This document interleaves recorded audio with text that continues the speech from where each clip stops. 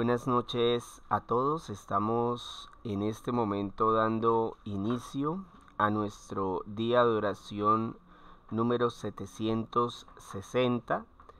Es una gran bendición de parte de nuestro Señor, de nuestro gran Dios, que nos permite reunirnos en torno a su maravillosa presencia. Vamos entonces a dar un espacio de tiempo para que las personas que no han visto el anuncio lo puedan ver y puedan ingresar junto con nosotros. Si de pronto usted acaba de ver este anuncio, de pronto vio la publicación en algún comentario en una noticia en redes sociales, le pedimos encarecidamente que se quede. Son solamente 30 minutos en los cuales vamos a leer la Biblia, a estudiarla, a hablar un poco de ese texto en particular y luego oraremos al Señor. Así que si estaba haciendo algo y de pronto vio este anuncio, quédese con nosotros, no se vaya, que no creo que haya nada más importante en este día que estar en la presencia de Dios. Así que vamos a esperar a que las demás personas puedan ingresar, recordándoles los días que nos estamos reuniendo, que son los lunes, viernes y sábados a las 8:30, para que usted se programe y pueda asistir. Si está desde YouTube, recuerde suscribirse, darle a la campanita para que pueda recibir las notificaciones y seguir participando junto con nosotros. Recordarles también que estamos leyendo la Biblia capítulo por capítulo, libro por libro. Hoy nos corresponde el Salmo 27 para que usted lo ubique en su Biblia y pueda leerlo. De esta manera es importante tener en cuenta, si usted quiere leerlo con anticipación, el siguiente salmo será el 28 y de esa manera usted va a estar un poquito más preparado en lo que vamos a trabajar. Es muy importante que las personas entiendan lo que leen, porque a veces sencillamente no entendemos nada de lo que se nos explica, y es en parte por eso, ¿no? Porque dedicamos el tiempo para Dios de una mala forma, es decir, dedicamos tiempo para hacer otras cosas mientras estamos escuchando la palabra de Dios, y eso nos distrae y no permite que la palabra ingrese como debería hacerlo. Así que sin más preámbulo, queridos amigos, vamos a orar al Señor, vamos a pedirle que Él nos ayude, que nos disponga para poder entender todo lo que Él nos quiere decir. Amado Señor, precioso Salvador nuestro, te agradecemos por esta tarde, Señor, por esta preciosa oportunidad de venir delante de tu presencia, Señor. Nosotros no somos dignos, Señor, de acercarnos ante ti, lo tenemos claro, Señor. Es un acto de gracia y de tu misericordia el que podamos hoy venir, Señor. Te pedimos perdón, Padre, por nuestros pecados, porque sabemos que a diario fallamos. Te pedimos que nos ayudes para que este grupo podamos hacerlo para la gloria tuya. Por favor, toma control de nuestras vidas, Señor. Toma control de nuestras mentes. Permite que nosotros estemos atentos y dispuestos. Quita de nosotros la pereza, la flojera, el desgano, Señor. O ayúdanos para que nos concentremos en hacer solamente esto, Señor. Permite que cada persona sea instruida a través de tu palabra y que la pueda poner en práctica, Dios mío, porque es lo más difícil de hacer, Señor. Somos muy emocionalistas con el texto bíblico, Señor, pero a la hora de llevarlo a la práctica realmente damos mucho de qué desear.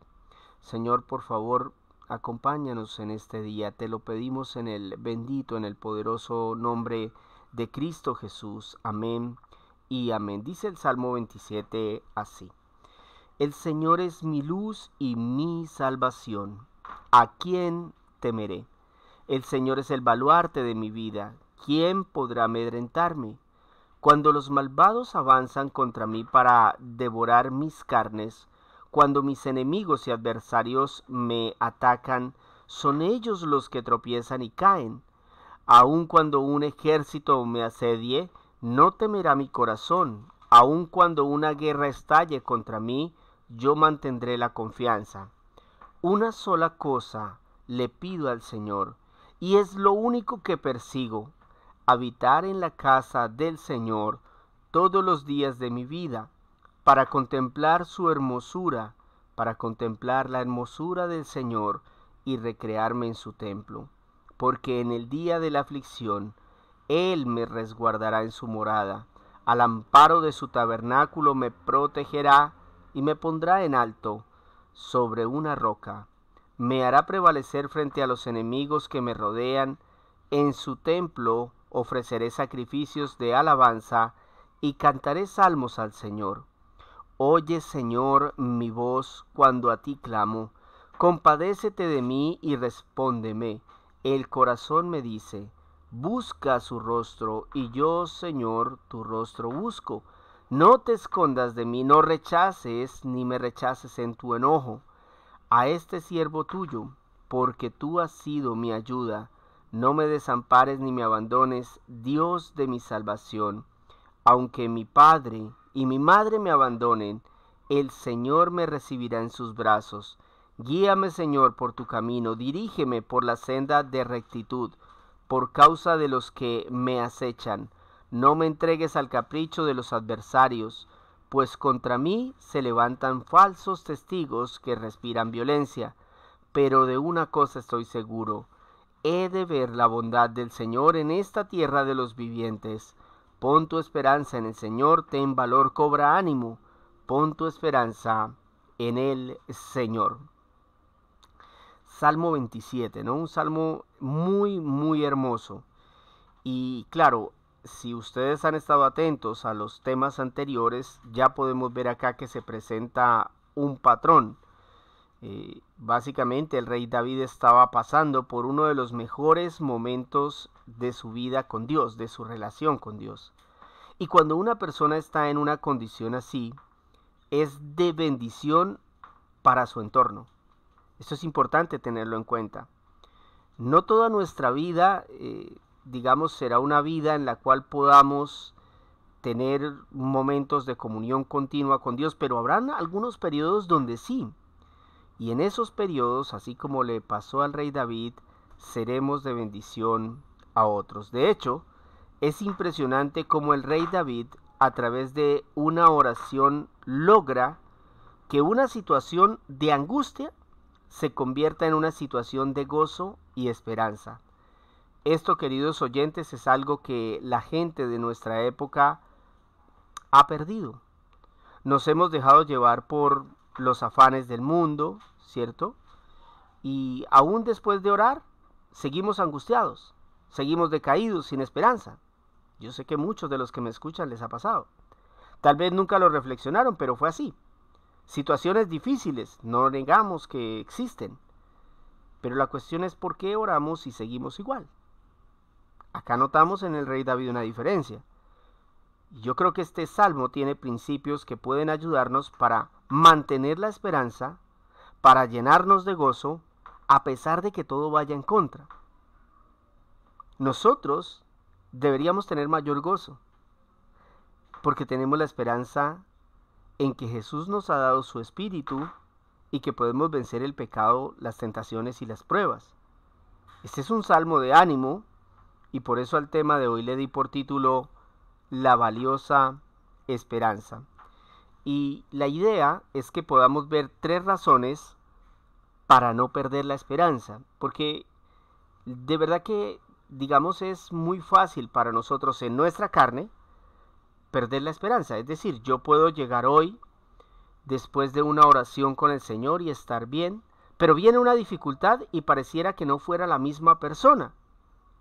Pareciera que hubiese esa persona perdido la esperanza, perdido el norte, y entonces uno se queda preocupado. ¿Será que la fe de esta persona es genuina? Bueno, vamos a ver hoy 3 razones, ¿cierto?, que nos van a ayudar para entender por qué no debemos perder la esperanza. La primera sería que nadie más puede salvar.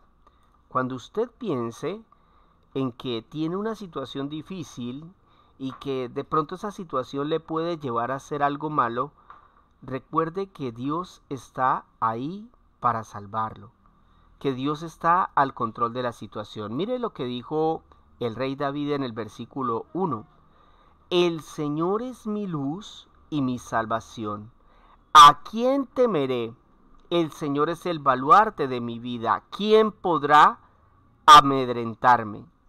Es muy interesante cuando estudiamos esta sociedad en la que vivimos y notamos cómo las diferentes religiones consideran que el ser humano no está condenado, ¿cierto? O sea, partamos de ahí, porque el punto es, nadie más puede salvar. ¿Salvar de qué? Bueno, es que el ser humano está perdido, es que el ser humano está condenado. Pero la raza humana niega eso. La raza humana niega que estemos condenados. De pronto creen que estamos un poco afectados.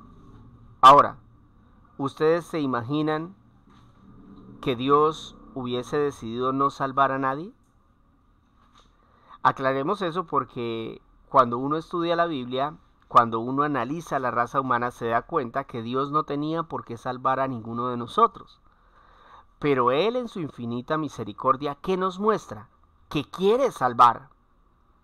Y fíjense cómo tomó esta gran verdad el rey David, no para enorgullecerse, no para pecar indiscriminadamente, que eso es lo que algunos hacen. Entonces, como Dios decidió salvarme, voy a pecar como se me dé la gana. Ese es el pensamiento de un inconverso. Pero David no pensó así. ¿Qué hizo David? Utilizó esa verdad de que Dios quería salvarlo para enfrentar de una manera diferente la persecución, las amenazas e intentos de asesinato que estaba viviendo. Por una parte, David estaba seguro de que Dios podía conservarle su vida física, ¿cierto? Y de hecho fue así. Este hombre murió de viejo, no murió por alguno de los intentos de asesinato que le hicieron. Pero aún así, si Dios hubiera permitido que lo asesinaran, David había continuado siendo el mismo hombre, porque sabía que Dios ya había decidido salvar su alma, más allá de salvar su cuerpo. Dios estaba decidido a darle vida eterna al rey David. Así lo dice el mismo rey: el Señor es mi luz y mi salvación. ¿A quién temeré? El Señor es el baluarte de mi vida. ¿Quién puede amedrentarme? Es que ni siquiera la muerte. Es lo que está diciendo el rey David en este caso en particular. No se olvide nunca de eso. Dios puede conservarnos la vida física, puede ayudarnos en un accidente, en una enfermedad, pero aun si perdiéramos la vida, no pierda la esperanza, porque Dios ha decidido salvar más allá del cuerpo físico su alma, su alma. Y por eso nosotros digamos que tenemos, a diferencia de David, mayor responsabilidad, pero también mayor esperanza, porque sabemos que de hecho un día Jesús va a descender en los cielos y de los mares, del fondo de la tierra, aquellos que murieron esperando al Salvador, resucitarán. De hecho, entre ese grupo estará David. Y es ahí donde cabe la pregunta del rey David: entonces, ¿qué puede amedrentarme? ¿Cierto? Si ni la muerte nos puede detener, ¿qué puede amedrentarnos? Yo creo que no hay nada mejor que ser cristiano, querido amigo. Ahora, cuando uno lee esto y lo entiende, entonces uno comprende un poquito mejor a los misioneros, a aquellos que están en Corea del Norte, en Medio Oriente, en África, en la Unión Soviética. Uno entiende mejor a los apóstoles de la iglesia primitiva, a los profetas, ¿cierto? Porque ellos entregaban su vida y uno decía, ¿pero por qué? Bueno, porque ellos entendían que Dios de verdad los quería salvar y les iba a dar vida eterna. Ellos habían comprendido esa verdad acerca de la resurrección. Y de hecho, así lo dice el libro de los Hechos en el capítulo 4, en el versículo 11 y 12. Dice: Jesucristo es la piedra que desecharon ustedes los constructores y que ha llegado a ser la piedra angular. De hecho, en ningún otro hay salvación, porque no hay bajo el cielo otro nombre dado a los hombres mediante el cual podamos ser salvos. Le repito nuevamente, la primera razón por la que usted no debe perder la esperanza, aun si está viviendo una situación muy difícil, es que Dios ha decidido salvar, y para hacerlo envió a su Hijo como mediador, como plan de salvación. Él es la piedra angular, Él es nuestra fuente de esperanza. Así que mejor ponga su confianza en Él y de esa manera será más fácil superar cada situación. Recuérdelo, nadie más puede salvar, solo Cristo. Número 2, segunda razón por la que no debemos perder la esperanza, es que no hay nada mejor en este mundo que estar en la presencia de Dios. Nada es mejor que estar en la presencia de Dios. A veces nosotros empezamos a perder la fe, empezamos a alejarnos de Dios, porque de verdad que no hemos experimentado lo hermoso que es estar en la presencia de Dios. Muchas personas no conocen a Dios y por eso no pueden entender por qué un cristiano abandona las cosas del mundo, porque un cristiano va a la iglesia, ¿cierto? Pero a los que son cristianos no pueden perder la esperanza porque saben que no hay nada mejor que estar en la presencia de Dios. El versículo 4, miren lo que dice el rey David. Una sola cosa le pido al Señor, y es lo único que persigo: habitar en la casa del Señor todos los días de mi vida, para contemplar la hermosura del Señor y recrearme en su templo. Ojalá nosotros tuviésemos la mitad del amor que David tenía por su Señor. Repito el texto, una sola cosa le pido al Señor. No le pedía más, hermanos. No necesitaba más. ¿Qué era? Es lo único que persigo: habitar en la casa del Señor todos los días de mi vida, para contemplar la hermosura del Señor y recrearme en su templo. Es innegable que la forma como Dios nos creó es maravillosa, ¿cierto? Ver nacer y crecer un hijo, enamorarnos, disfrutar de una reunión familiar, un matrimonio, viajar, comer, lograr objetivos. Todas esas cosas son buenas y Dios las permite y se agrada de que el hombre se desenvuelva, se desarrolle. Pero cuando el ser humano enfoca su vida en esto, alejando su vista de la eternidad, nosotros sabemos que lo hace porque no ha entendido que la presencia de Dios supera cualquier placer o emoción de este mundo. Por favor, analice esa frase. ¿Qué pasa con las personas que no le dan tanto valor a las cosas eternas, a las cosas de Dios? Lo hacen porque no han entendido que la presencia de Dios supera cualquier placer o emoción que este mundo nos pueda ofrecer. Y esto era algo que el rey David había aprendido.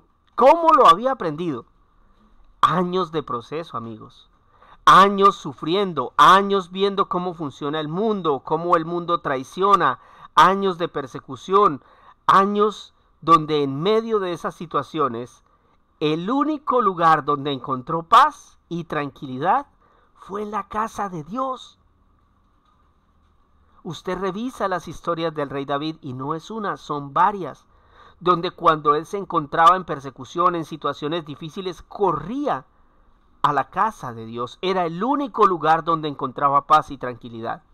Hay gente que cuando está en las mismas situaciones de David, se alejan de la casa de Dios. Por eso, si usted lee los textos, se da cuenta que David le rogaba al Señor que le permitiera habitar, no un tiempo, no unos días, no el fin de semana, sino todos los días de su vida. Él le pedía a Dios que le permitiese habitar todos los días de su vida en la presencia de Dios.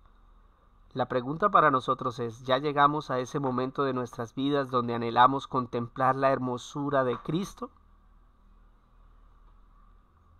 Eso nos lo deben decir nuestras prioridades. ¿Cuáles son las prioridades? ¿Las que tienen que ver con el reino de Dios o las que tienen que ver con los placeres de este mundo? Finalizo este punto leyendo lo que dijo el apóstol Pablo en 2 de Corintios, capítulo 4, versículos 14 al 16. 2 de Corintios, capítulo 4, versículos 14 al 16. Escuchen, por favor.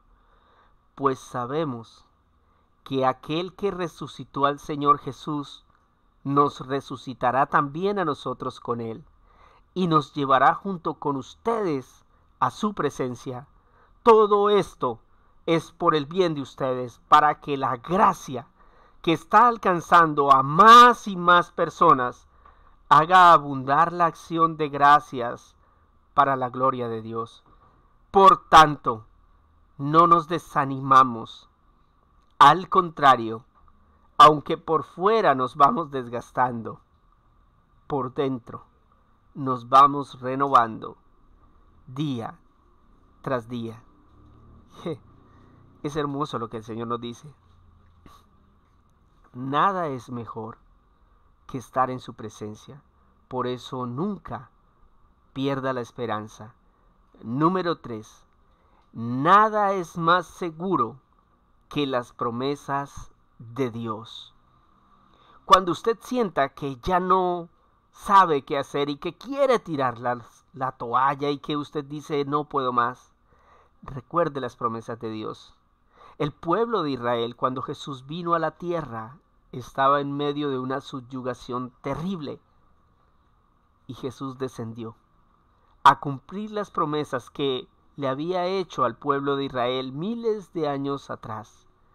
Tan de buenas nosotros que nos encontrábamos dentro de ese plan, dentro de esas promesas.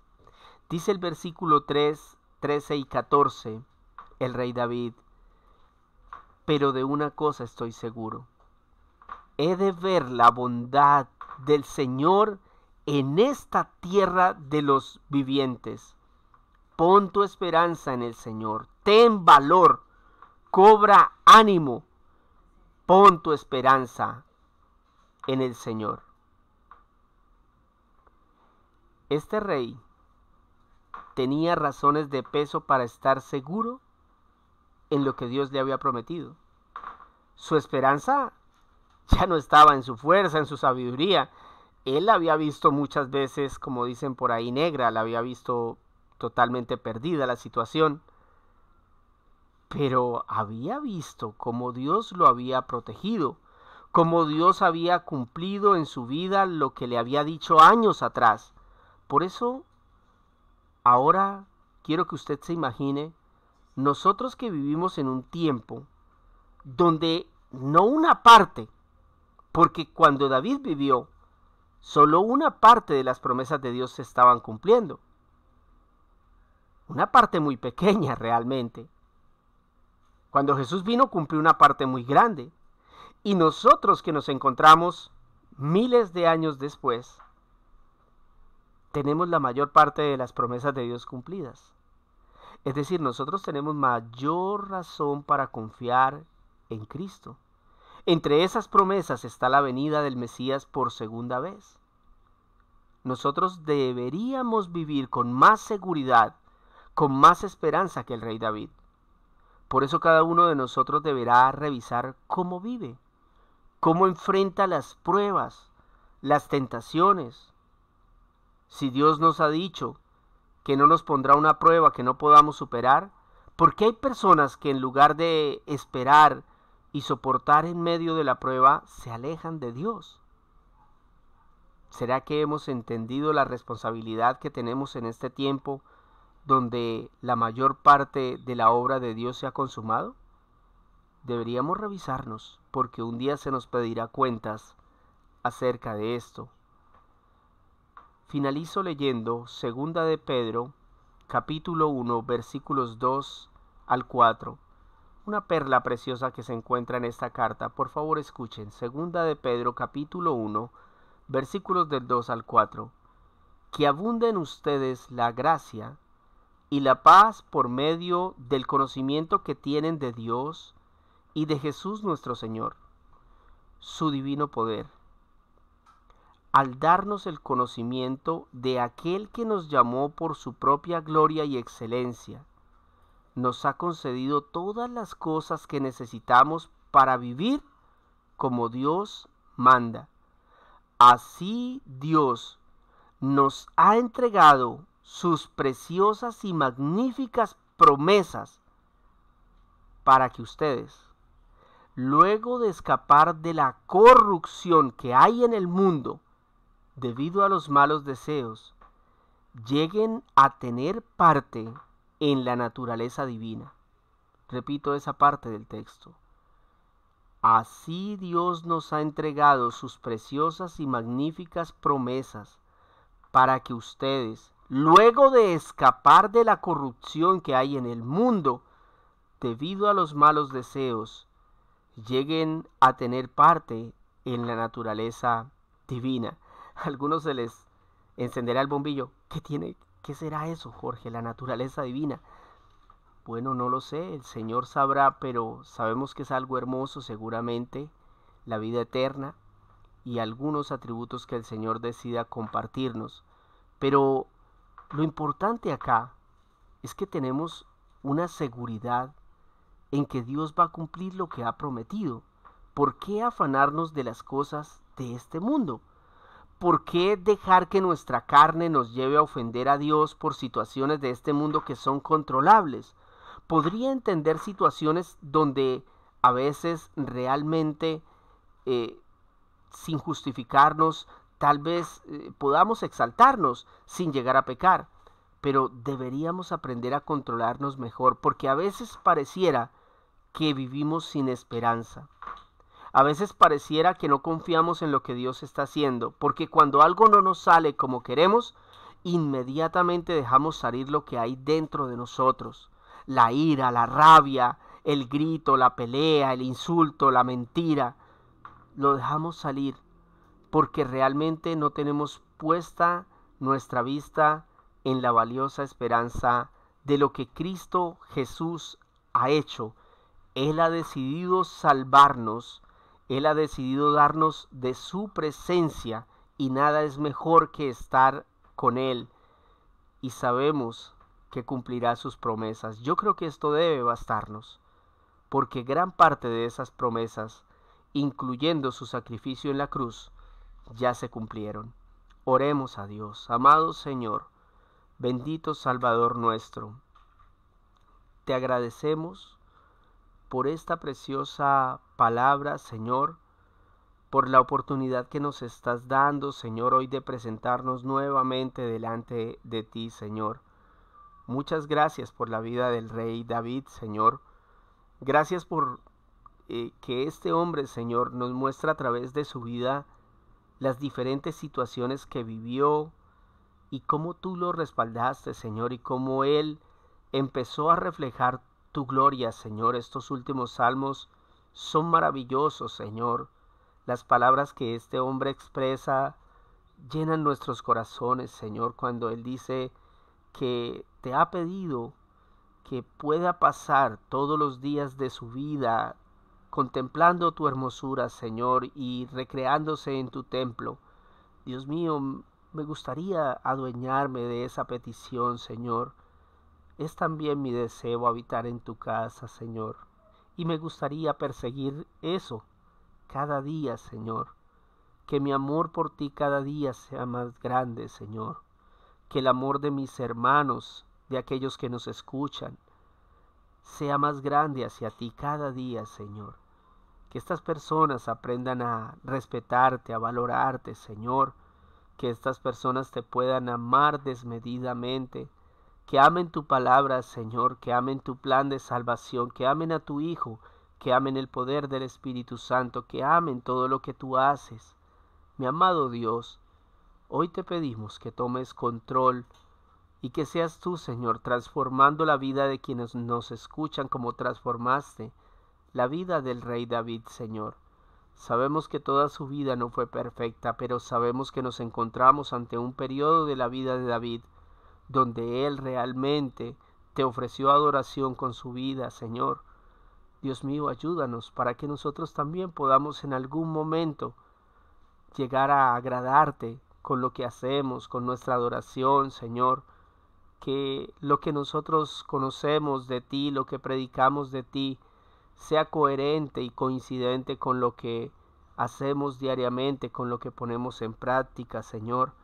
Perdónanos cuando somos necios, Señor, perdónanos. Ayuda a nuestros niños a entender tu palabra, ayuda a los más viejos a entender lo que no pueden. Señor, tú eres tan poderoso, para ti no hay nada imposible, Señor. Confiamos en tus promesas, Señor, confiamos en lo que has de hacer en lo que has prometido hacer, Señor, porque has cumplido todo y como dice tu palabra, ni siquiera es una iota de toda tu palabra dejará de cumplirse, Señor. Todo este cielo y esta tierra pasarán, pero tus palabras no pasarán, Señor, se cumplirán una a una, y esa es nuestra esperanza más grande, Señor. Este mundo puede empezar a explotar de lado a lado, Señor, y no nos conmoveremos, porque así lo dijo el apóstol Pablo, Señor. ¿Qué podrá separarnos del amor de Cristo? No hay nada, ni siquiera es la muerte, Señor. No hay nada que nos pueda separar de tu amor y confiamos en esa bella promesa. Ayúdanos a mantenernos firmes, Señor, a ser útiles en tu reino. Escucha las oraciones de mis hermanos, de aquellos que claman por ayuda, que aquellos que suplican perdón, Señor, que están en medio de problemas angustiosos que tal vez ellos mismos se han causado. Así como yo en el pasado, Señor, también me los causé y tú me ayudaste. Te ruego que los ayudes a tomar buenas decisiones, Señor, a saber qué hacer, Dios mío, a empezar a seguirte, a servirte, Señor. Gracias, Señor, por la oración que pudimos hacer en este día. La hacemos para la gloria tuya, para la honra de tu nombre. Gracias, mi amado Señor Jesús. Gracias. Amén y amén. Mis hermanos, muchísimas gracias por haber estado con nosotros en esta tarde. Que Dios los bendiga mucho y que estén muy bien.